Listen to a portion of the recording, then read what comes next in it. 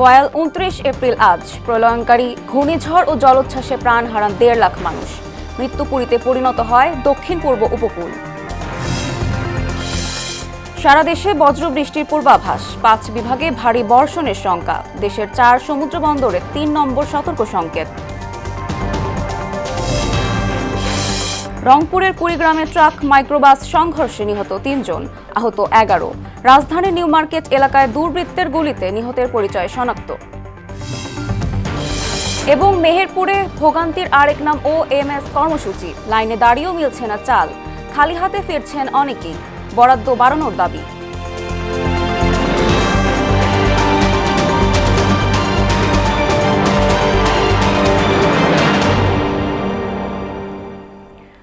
আসসালামু আলাইকুম, মোহনার সংবাদে সবাইকে স্বাগত। এতক্ষণ শুনছিলেন শিরোনাম, পুরো সংবাদের সঙ্গে আছে আমি সুমাইয়া সারা।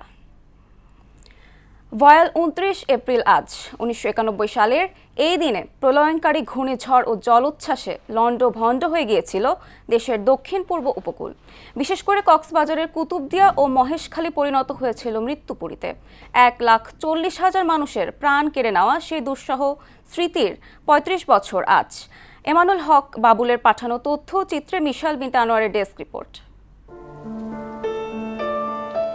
১৯৯১ সালের ২৯ এপ্রিল ক্যালেন্ডারের পাতায় একটি তারিখ হলেও উপকূলবাসীর কাছে এটি জীবন্ত বিভীষিকা। সেই রাতের আধারে কিছু বুঝে ওঠার আগেই ২৪০ কিলোমিটার বেগের বাতাস আর ৩৫ ফুট উচ্চতার দানবীয় জলোচ্ছ্বাস ধেয়ে আসে জনপদে। মুহূর্তেই নিভে যায় কুতুবদিয়া ও মহেশখালীর প্রায় ১,৪০,০০০ মানুষের তাজা প্রাণ।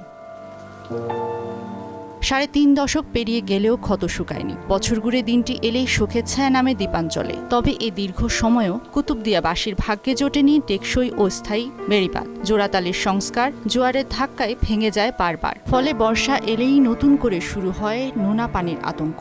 পানি বেশি হয়ে দিনের মাঝে দেখি গরু সল মানুষ মজগে দিন মনে গরু সলের নাম তুলি বেনা সকালে দেখে দেবে ঘুমারা। আমরা নিজেরাই মানি দহন করছি কাপড় সারা।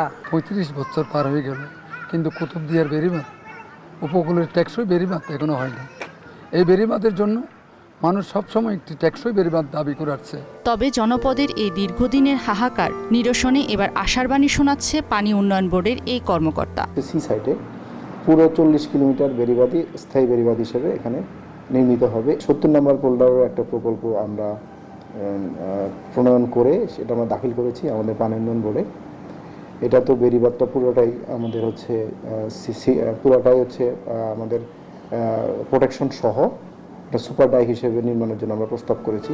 অস্থায়ী সমাধান নয়, কুতুবদিয়া ও মহেশখালীবাসীর চাওয়া নিরাপদ স্থায়ী বেড়িবাঁধ, যা শুধু জানমাল নয়, উপকূলের অর্থনীতিতেও খুলে দেবে নতুন সম্ভাবনার দুয়ার। মিশাল বিনতে আনোয়ার, মোহনা সংবাদ।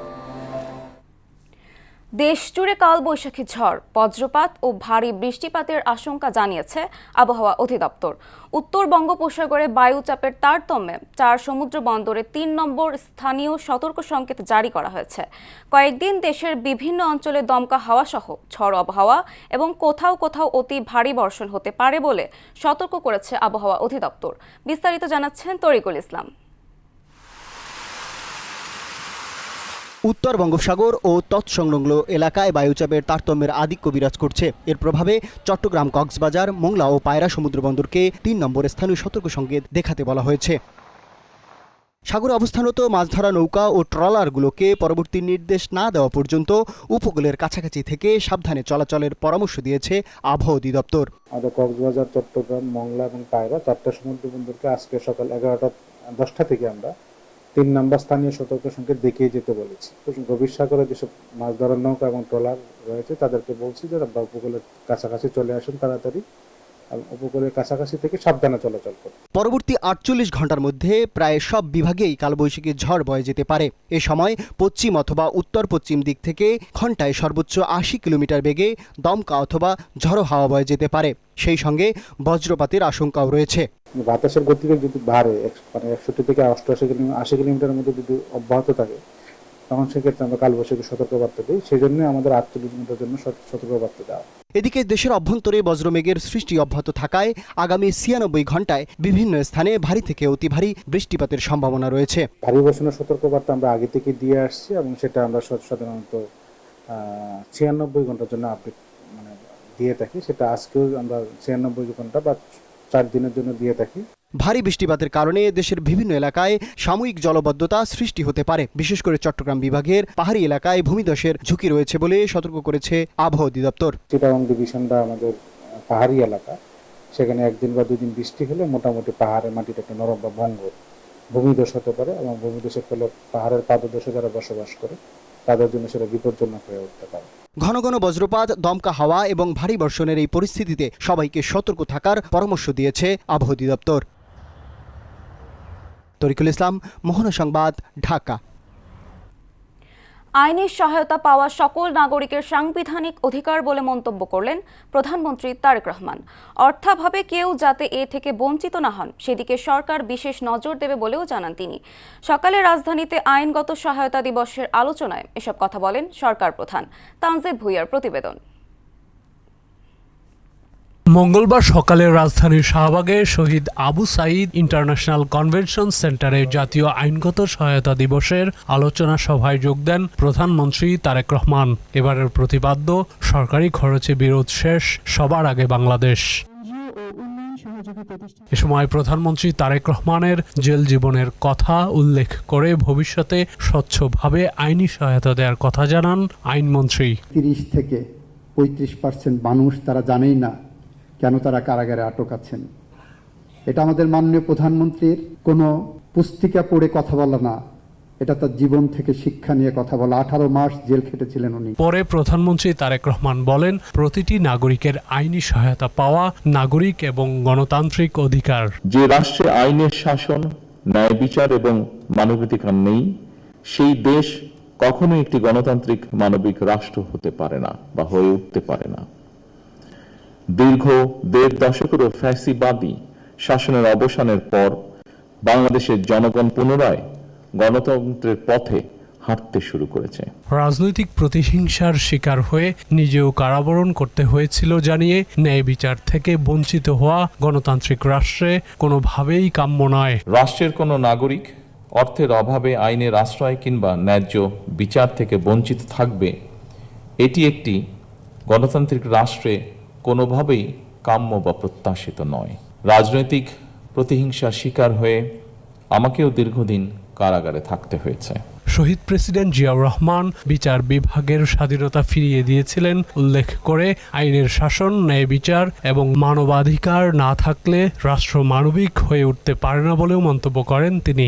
একজন মানুষও যাতে অর্থের অভাবে অ্যাক্সেস টু জাস্টিস থেকে বঞ্চিত না হয়, সেই লক্ষ্যকে সামনে রেখে সরকার লিগ্যাল এইড কর্মসূচি অব্যাহত রেখেছে। দেশের প্রতিটি মানুষের পাশে রাষ্ট্র রয়েছে এমন বিশ্বাস স্থাপনের মাধ্যমে একটি ন্যায়ভিত্তিক মানবিক রাষ্ট্র গড়ে তোলার আহ্বান জানান প্রধানমন্ত্রী। প্রতিটি মানুষের মনে এমন বিশ্বাস থাকতে হবে যে জনগণের যে কোনো প্রয়োজনে রাষ্ট্র তাদের পাশে রয়েছে। তানজিদ ভুঁইয়া, মোহনা সংবাদ, ঢাকা। বাংলাদেশি নাগরিকদের জন্য ভারতের ভিসা সহজ করা এবং বর্তমানে স্থবিরতা কাটিয়ে শিগগিরই প্রতিবেশী রাষ্ট্রের সঙ্গে দ্বিপাক্ষিক সম্পর্ককে সুদৃঢ় হবে বলে জানিয়েছেন পররাষ্ট্রমন্ত্রী ডক্টর খলিলুর রহমান। আর দেশের আন্তর্জাতিক বিমানবন্দরগুলোয় সার্বিক নিরাপত্তা নিশ্চিত করা হয়েছে বলে জানিয়েছেন স্বরাষ্ট্রমন্ত্রী সালাউদ্দিন আহমেদ। একই সঙ্গে এসব বিমানবন্দরে নিরাপত্তা সেবা আরও বাড়াতে বাংলাদেশ পুলিশ বিভিন্ন পরিকল্পনা নিয়েছে বলেও জানিয়েছেন তিনি। জাতীয় সংসদ অধিবেশনের টেবিলে উত্থাপিত প্রশ্নোত্তর পর্বে এসব কথা বলেন তারা। এদিকে কিশোরগঞ্জ 4 আসনের সংসদ সদস্য ফজলুর রহমানের বক্তব্য চলাকালে বিরোধী দলের হট্টগোলে কিছু সময়ের জন্য উত্তপ্ত হয়ে ওঠে সংসদ অধিবেশন। পরে স্পিকার হাফিজউদ্দিন আহমেদের হস্তক্ষেপে পরিস্থিতি নিয়ন্ত্রণে আসে। বিরোধী দলের নেতা বলেছেন উনি মুক্তিযোদ্ধা পরিবারের লোক এবং উনি শহীদ পরিবারের লোক এবং উনি জামাতে ইসলাম করেন। এটা ডাবল অপরাধ। মুক্তিযোদ্ধা পরিবারের লোক কেউ জামাত করতে পারে না। শহীদ পরিবারের লোক, শহীদ মাননীয় সদস্যবৃন্দ ওনাকে বলতে দেন। উনি বলেছেন কোন মুক্তিযোদ্ধা কিংবা শহীদ মুক্তিযোদ্ধা পরিবারের কেউ জামাত ইসলামী করতে পারে না। তাহলে উনাকে জিজ্ঞেস করে করা লাগবে।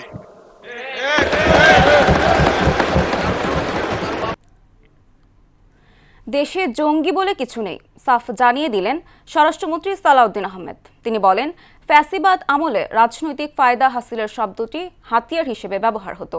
মঙ্গলবার রাজধানীর আগারগাঁওয়ে কোস্ট গার্ডের ৩১তম প্রতিষ্ঠা বার্ষিকীতে তিনি এসব কথা বলেন। বিদ্যমান আইন অনুসারে সরকারের চাহিদা অনুযায়ী সেনাবাহিনী মাঠে আছে বলেও জানান স্বরাষ্ট্রমন্ত্রী। এমদাদুল হক খানের রিপোর্ট। রাজধানীর আগারগাঁওয়ে কোস্টগার্ডের ৩১তম প্রতিষ্ঠাবার্ষিকী ও পদক প্রদান অনুষ্ঠানের আয়োজন করা হয়। এ সময় সংস্থার মহাপরিচালক বলেন, দেশের স্বার্থ রক্ষায় কাজ করছে এই বাহিনী। বিভিন্ন গুরুত্বপূর্ণ কাজে বাহিনীর ১৬ জন জীবন দিয়েছে। সরকার প্রদত্ত যে কোনো দায়িত্ব দক্ষতার সাথে পালন করতেও আমাদের এই বাহিনী সর্বদা প্রস্তুত ও প্রতিশ্রুতিবদ্ধ। এই প্রতিশ্রুতি রক্ষায় বিভিন্ন ঝুঁকিপূর্ণ অভিযানে আমাদের ১৬ জন বীর সদস্য নিজেদের জীবন উৎসর্গ করেছেন। পরে স্বরাষ্ট্রমন্ত্রী বলেন, সুন্দরবন সহ উপকূলীয় অঞ্চলের নিরাপত্তায় কাজ করছে কোস্টগার্ড। বাহিনীতে আরও ১০,০০০ সদস্য নিয়োগ দেওয়া হবে বলেও জানান মন্ত্রী। দেশের সমুদ্র নদ নদী বেষ্টিত উপকূলীয় এলাকার সার্বিক নিরাপত্তা রক্ষার জন্য বাংলাদেশ কোস্টগার্ড অনন্য ভূমিকা রেখে যাচ্ছে। এই বাহিনীর আধুনিকায়নের জন্য প্রয়োজনীয় জনবল বৃদ্ধি করে প্রায় ১০,০০০-এ উন্নীত করার পরিকল্পনা গ্রহণ করা হয়েছে। অনুষ্ঠান শেষে সাংবাদিকদের এক প্রশ্নের জবাবে স্বরাষ্ট্রমন্ত্রী বলেন, দেশে জঙ্গি বলে কিছু নেই। ফ্যাসিবাদ আমলে এই শব্দটাকে রাজনৈতিক হাতিয়ার হিসাবে ব্যবহার করা হতো। আমাদের দেশের বর্তমান কালচারে সেটা এখন আর নাই। আগে সেই শব্দটা উচ্চারিত হতো ফ্যাসিবাদী আমলের সময়। তারা নিজস্ব রাজনৈতিক ফায়দা হাসিলের জন্য এগুলোকে হাতিয়ার হিসাবে তারা ব্যবহার করত।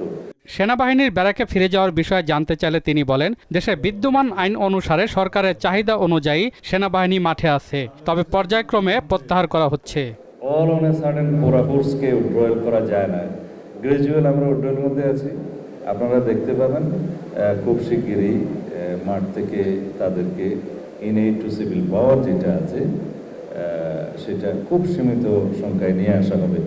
গুরুত্বপূর্ণ স্থাপনায় নিরাপত্তা জোরদারের বিষয়ে পুলিশ সদর দপ্তর থেকে পাঠানো চিঠির বিষয়ে অবগত নন বলে জানান স্বরাষ্ট্রমন্ত্রী। আমাদের পক্ষ থেকে সেরকম কোনো চিঠি দেওয়া হয় নাই, তবে সবসময় বিভিন্ন রাষ্ট্রীয় দিবসে কিছু সেরকম সাবধানতা আমরা অবলম্বন করে থাকি। এমদাদুল হক খান, মহানা সংবাদ, ঢাকা। অন্যদিকে দেশে কিছু পরিবারের জঙ্গি তৎপরতা আছে উল্লেখ করে নির্মূলে সরকারের কঠোর অবস্থানের কথা জানিয়েছেন প্রধানমন্ত্রীর তথ্য উপদেষ্টা ডাক্তার জাহেদুর রহমান। এ নিয়ে প্রশাসনের নীতিতে অতিরঞ্জন বা অবহেলার স্থান নেই বলেও জানান তিনি। এ সময় দেশে জ্বালানি তেলের পর্যাপ্ত মজুদ নিশ্চিতের পাশাপাশি অপতথ্য রোধের বিষয়ে হুঁশিয়ারি দেন জাহেদুর রহমান। মঙ্গলবার দুপুরে সচিবালয় সাপ্তাহিক ব্রিফিংয়ে এসব তথ্য জানান তিনি। বাংলাদেশে জঙ্গি আছে, কিন্তু এখানে দুটো এক্সট্রিম আছে। আগের সরকারের সময়, মানে আমি ইন্টারিম কথা বলছি না, তার আগের সরকারের সময় জঙ্গি সমস্যাকে যেই স্কেলে দেখানো হয়েছে, এটা তাদের ক্ষমতায় থাকার একটা ন্যারেটিভ হিসেবে তারা ব্যবহার করেছিলেন। পরবর্তীতে যে সরকারের ইন্টারিমের সময় এই আলাপ কেউ কেউ করার চেষ্টা করেছে যে বাংলাদেশে কোনো জঙ্গি নেই, এটাও আরেকটা এক্সট্রিম। বাংলাদেশে একটা পর্যায়ে মিলিটেন্সি জঙ্গিবাদ ছিল, আছে, সেটাকে আমরা আসলে কমব্যাট করতে চাই। কুড়িগ্রামের নাগেশ্বরীতে ট্রাক ও মাইক্রোবাসের সংঘর্ষে ৩ জন নিহত এবং ১১ জন আহত হয়েছে। নিহতদের মধ্যে 2 জন পুরুষ, 1 জন শিশু রয়েছে। মঙ্গলবার রাত 12:15টার দিকে উপজেলার বাঁশেরতল এলাকায় এই দুর্ঘটনা ঘটে। নিহত 3 জন হলেন সাদিয়া, নূরনবী এবং মাইক্রোবাস চালক লিমন। নিহতের বিষয়টি নিশ্চিত করে নাগেশ্বরী থানার ভারপ্রাপ্ত কর্মকর্তা আব্দুল্লাহ হিল জামান বলেন, একটি মাইক্রোবাস ভুঙ্গুরামারি বাসস্ট্যান্ড পার হলে বিপরীত দিক থেকে আসা একটি ট্রাকের সঙ্গে মুখোমুখি সংঘর্ষ হয়। এতে ঘটনাস্থলেই 3 জন মারা যান। গুরুতর আহতদের মধ্যে 4 জন নারী ও 1 জন শিশু রয়েছে। তাদের উদ্ধার করে স্থানীয় হাসপাতালে পাঠানো হয়েছে। এ ঘটনায় এখনো পর্যন্ত অভিযুক্ত কাউকে আটক করা হয়নি। ট্রাকটা আসে ভুঙ্গামারি রোডের ওই দিক থেকে, মূলত ওটার মাল ছিল ভুট্টার, আর এই দিক থেকে নাগেশ্বরী থেকে এই দিক থেকে আসে মাইক্রোটা। ওখানে যাত্রী ছিল প্রায় 10 থেকে 12 জন এই প্লাস হবে আর কি। তো এটা মুখোমুখি সংঘর্ষ হয় আর কি, বাজারের ঠিক মাছ। আমরা একটা একটা করে রোগী বের করতেছিলাম। আমি প্রথমে নিয়ে গেছিলাম ডাক্তারের কাছে, অর্থাৎ মেডিকেলে। মিলন কি সুমন হবে 2 জন এবং বাচ্চা 1 জন। আমরা মোটামুটি 3 জনকে ডেট পাইছি, আর বাদ বাকিদের অবস্থা খুব ভালোও নয়।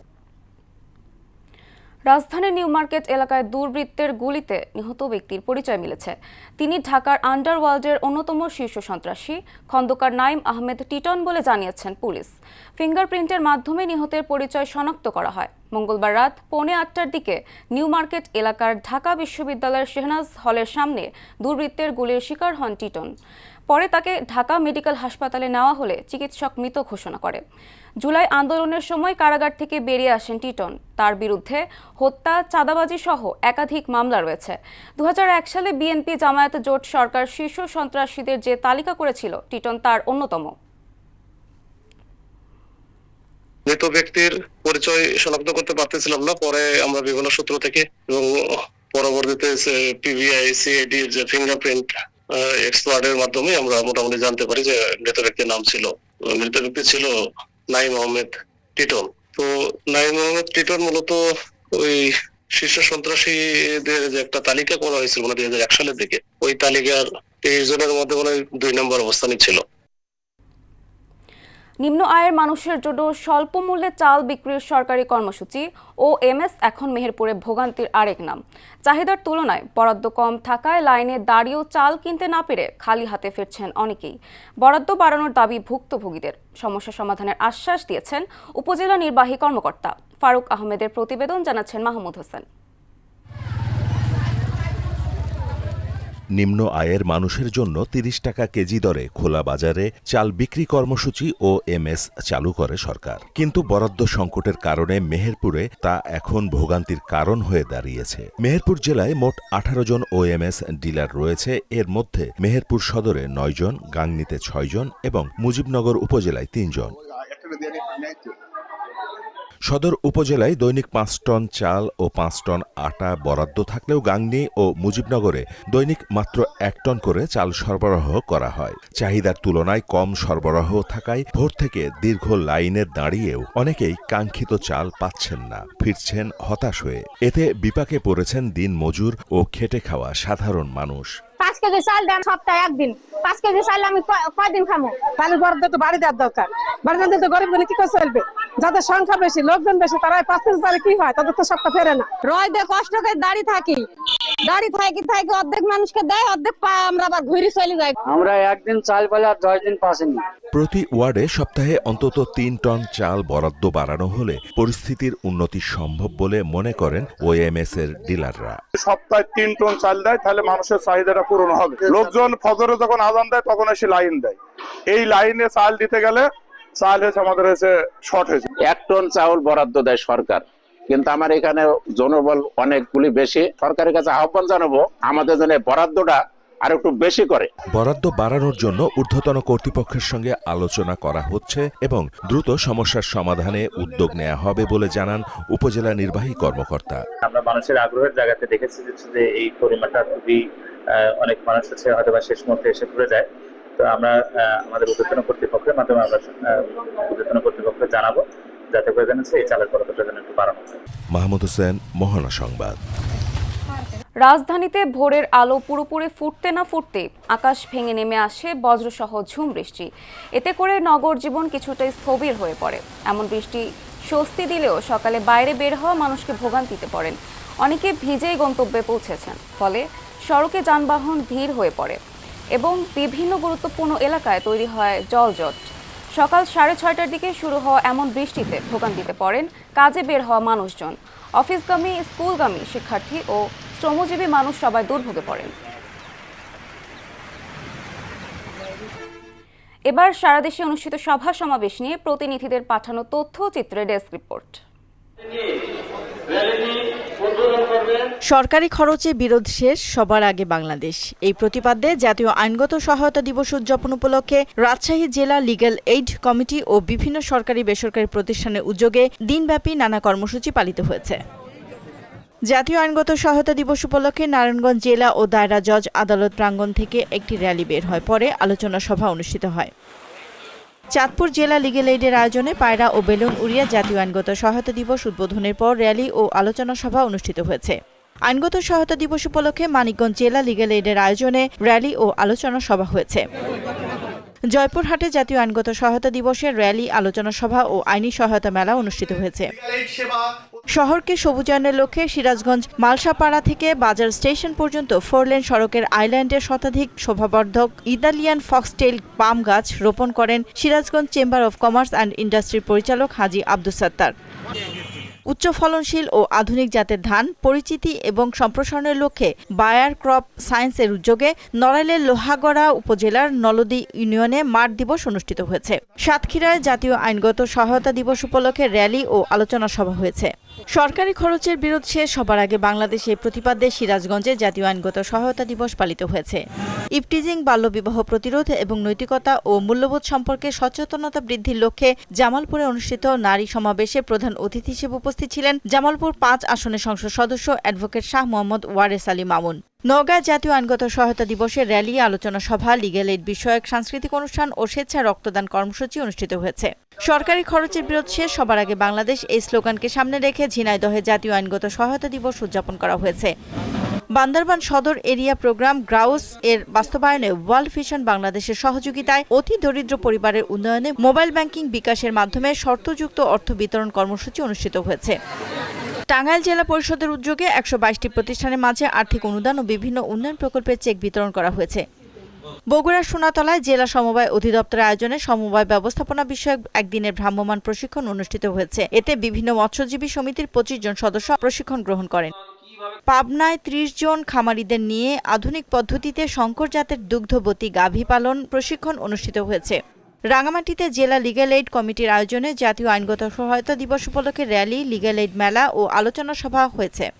ইসলামিক ফাউন্ডেশন সিরাজগঞ্জের আয়োজনে জেলা পর্যায়ের হিফজুল কোরআন প্রতিযোগিতার বিজয়ীদের পুরস্কার বিতরণ করেন জেলা প্রশাসক মোহাম্মদ আমিনুল ইসলাম।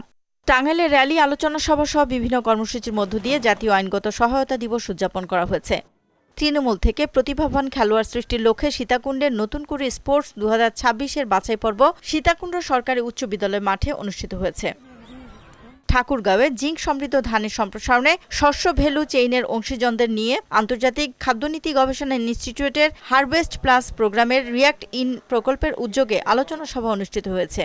কিশোরগঞ্জ জেলায় নবনিযুক্ত পুলিশ সুপার মোহাম্মদ মিজানুর রহমান শেলির সাথে ভৈরবের ব্যবসায়ী নেতৃবৃন্দের মতবিনিময় সভা অনুষ্ঠিত হয়েছে। ডলবিনতে মনোয়ারা, মোহনা সংবাদ। আন্তর্জাতিক প্রসঙ্গ।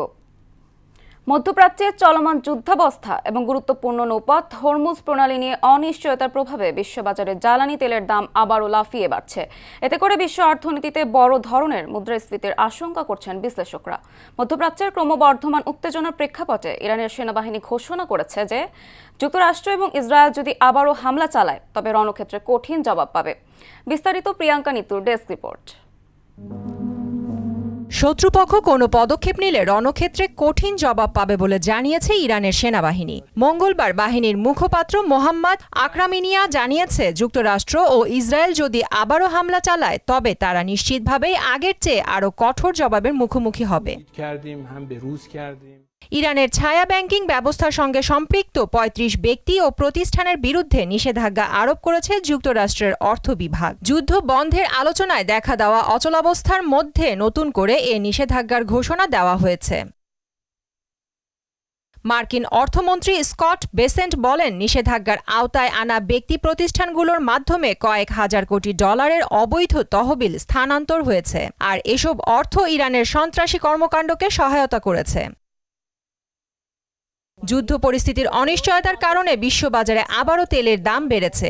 এই পরিস্থিতি ওয়াল স্ট্রিটের রেকর্ড বৃদ্ধির ধারাও থামিয়ে দিয়েছে। জুন মাসে সরবরাহের জন্য নির্ধারিত ব্রেন্ট ক্রুড অয়েলের দাম ব্যারেল প্রতি 2.7% বেড়ে দাঁড়িয়েছে $111.18। জুলাই মাসে সরবরাহের জন্য ব্রেন্টের দাম 2.6% বেড়ে দাঁড়িয়েছে $104.33। প্রিয়াঙ্কা নিতু, মোহনা সংবাদ। খেলার খবর। ক্রিকেট সিরিজের দ্বিতীয় টি-20তে আজ নিউজিল্যান্ডের বিপক্ষে মাঠে নামবে বাংলাদেশ। চট্টগ্রামে ম্যাচ শুরু দুপুর 2টায়। প্রথম ম্যাচ জিতে সিরিজে 1-0-তে এগিয়ে রয়েছে টাইগাররা। ফলে দ্বিতীয় ম্যাচ জিতে সিরিজ নিশ্চিত করতে মরিয়া লিটন দাসের দল। অন্যদিকে প্রথম টি-20-র ভুল শুধরে দ্বিতীয় ম্যাচ জিততে সিরিজ সমতায় ফিরতে চায় নিউজিল্যান্ড। তাই জয়ের বিকল্প ভাবছে না সফরকারীরা। এখন পর্যন্ত টি-20-তে 21 বার মুখোমুখি হয়েছে বাংলাদেশ ও নিউজিল্যান্ড। টাইগারদের 5 জয়ের বিপরীতে কিউইদের জয় 15টিতে, আর একটি ম্যাচ পরিত্যক্ত হয়। পাকিস্তান সুপার লিগের প্রথম কোয়ালিফায়ারে ইসলামাবাদ ইউনাইটেডকে 70 রানে হারিয়েছে পেশোয়ার জালমি। করাচির ন্যাশনাল স্টেডিয়ামে টস হেরে আগে ব্যাট করতে নামে পেশোয়ার। নির্ধারিত 20 ওভারে 7 উইকেট হারিয়ে 221 রান করে তারা। অধিনায়ক বাবর আজম করেন 59 বলে 103 রানের ইনিংস। 222 রানের টার্গেট তারা করতে নেমে 18 ওভার ও 4 বলে সব উইকেট হারিয়ে 151 রানে থামে ইসলামাবাদের ইনিংস। 103 রানের ইনিংস খেলে ম্যাচ সেরা Babar Azam. Football. UEFA champions লিগের সেমিফাইনালের প্রথম লেগের ম্যাচে বায়ার্ন মিউনিখকে 5-4 গোলে হারিয়েছে পিএসজি। পার্ক দে প্রিন্সেসে অনুষ্ঠিত এই থ্রিলারে জয়ের নামক জোড়া গোল করা কাভারাৎসখেলিয়া ম্যাচের 17 মিনিটে হ্যারিকেন বায়ার্নকে লিড এনে দিলেও 24 মিনিটে কাভারাৎসখেলিয়া ও 33 মিনিটে জোয়াও নেভেসের গোলে ঘুরে দাঁড়ায় পিএসজি। 42 মিনিটে ওলিসে সমতা ফেরান, তবে বিরতির আগে দেমবেলের পেনাল্টিতে 3-2 এগিয়ে যায় প্যারিস। দ্বিতীয়ার্ধে 56 মিনিটে নিজের দ্বিতীয় গোল করে ব্যবধান 5-2 করেন কাভারাৎসখেলিয়া। শেষ দিকে উপামেকানো ও লুইস দিয়াজ গোল করলেও বায়ার্নের হার এড়ানো সম্ভব হয়নি। দর্শক, এ পর্যায়ে জানিয়ে দিচ্ছি আজকের সংবাদপত্রের গুরুত্বপূর্ণ শিরোনাম।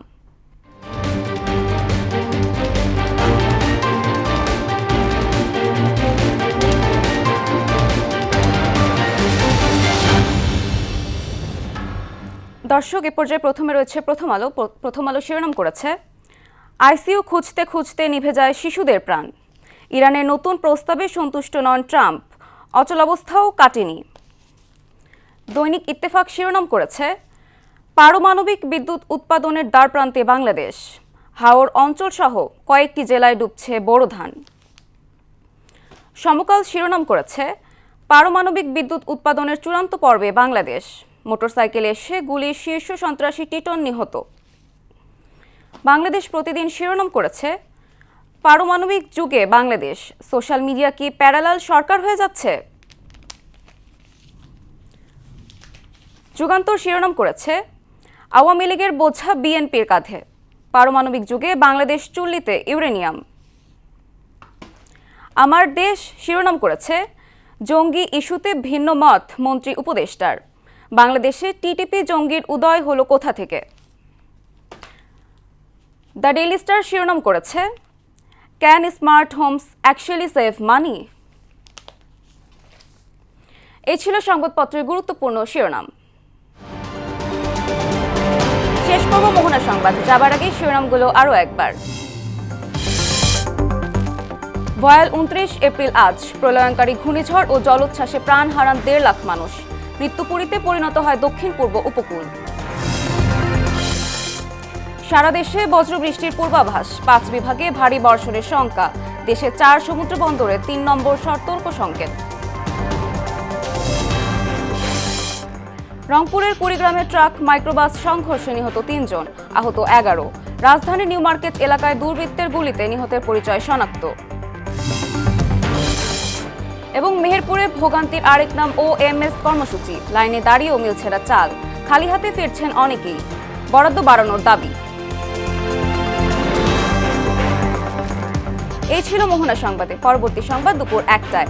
এর আগে বেলা 11টায় দেখুন সংবাদ এক নজরে। মোহনার সবশেষ খবর সবার আগে জানতে ভিজিট করুন www.mohana.tv। সংবাদ দেখতে পারেন ফেসবুক, ইউটিউবেও। এতক্ষণ সঙ্গে থাকার জন্য ধন্যবাদ সবাইকে।